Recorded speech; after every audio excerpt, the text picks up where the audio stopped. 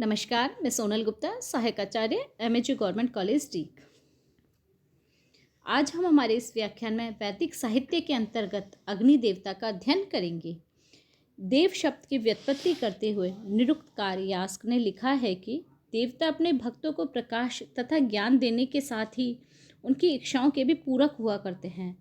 निरुक्तकार ने इन देवों की सत्ता का 3 रूपों में विभाजन किया है। त्रिसत एव देवता इति निरुक्तः, अग्नि पृथ्वी स्थान, वायु व इंद्र व अंतरिक्ष स्थान, सूर्योद्योग स्थान, अर्थात एक पृथ्वी स्थानीय अग्नि सोम आदि, दूसरे अंतरिक्ष स्थानीय वायु इंद्र आदि, तीसरे द्यु स्थानीय सूर्य सविता आदि। प्राकृतिक आधार पर देवों की संख्या 33 मानी गई है। ऋग्वेद के एक मंत्र में 11 देवों के समुदाय का उल्लेख मिलता है। शतपथ ब्राह्मण में भी 8 वसु, 11 रुद्र, 12 आदित्य तथा पृथ्वी और देव को मिलाकर 33 देवताओं का उल्लेख मिलता है।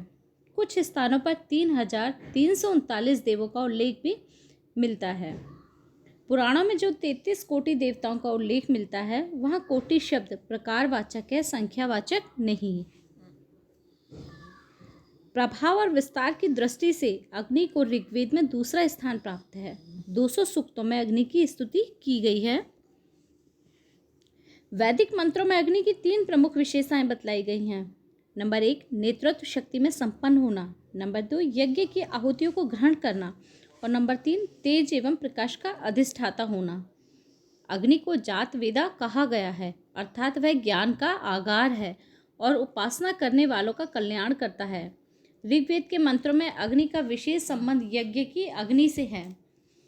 अतः इसको घृतपृष्ठ अर्थात घी की पीठ वाला, शौचिष्केश अर्थात ज्वालाओं के बालों वाला, रक्तमश्रु अर्थात लाल दाढ़ी वाला, तीक्ष्ण दंत अर्थात तेज दांतों वाला, रुक्म दंत अर्थात स्वर्णिम दांतों वाला, ग्रहपति, विषपति, दमोनस इत्यादि नामों से जाना जाता है। अग्नि की जिह्वा द्वारा देवता हव्यों का उपभोग करते हैं। यह देवताओं का मुख है। इसकी लपटें चम्मच हैं। इससे प्रार्थना की जाती है कि वह हव्य का भोजन तथा सोमरस का पान करे। इसका शरीर ज्योतिष्मान है। यह पुरोहित है, यज्ञ का देव, ऋत्विक तथा नेता है। यह सूर्य और बिजली के समान चमकता है। यह रात्रि में दीप्त होता है और अंधकार को भी भगा देता है। इसका रास्ता काला है। जब यह जंगलों को जलाता है तो उन्हें उसी प्रकार साफ कर देता है जैसे नाई दाढ़ी को।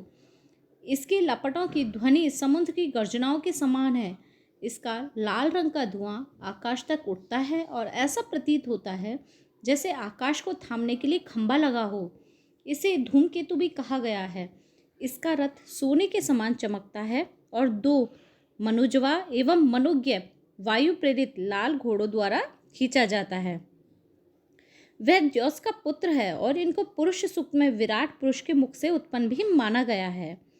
मुखादि इंद्राश्च अग्निश्च प्राणाद वायु आजात, अर्थात इंद्र और अग्नि जुड़वा भाई हैं।